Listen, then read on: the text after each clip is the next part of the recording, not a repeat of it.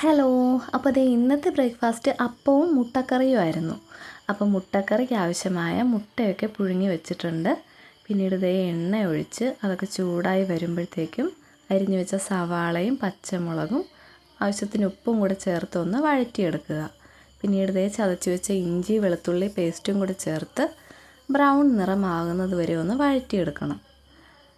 പിന്നീട് അതിലേക്ക് നമ്മുടെ മസാലപ്പൊടികളായ മല്ലിപ്പൊടി, മുളക് പൊടി, ഗരം മസാലപ്പൊടി ഇത്രയും ചേർത്ത് പച്ചമണം മാറുന്നത് വരെ ഒന്ന് വഴറ്റണം.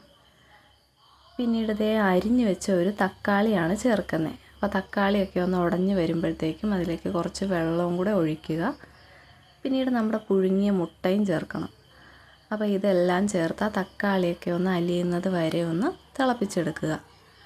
അപ്പോൾ ദേ അങ്ങനെ മുട്ടക്കറി റെഡി ആയിട്ടുണ്ട്. അപ്പവും നമ്മൾ റെഡിയാക്കി. അപ്പോൾ ഇനി ഇത് അപ്പവും മുട്ടക്കറിയും ആയിട്ടാണ് കഴിക്കുന്നത്.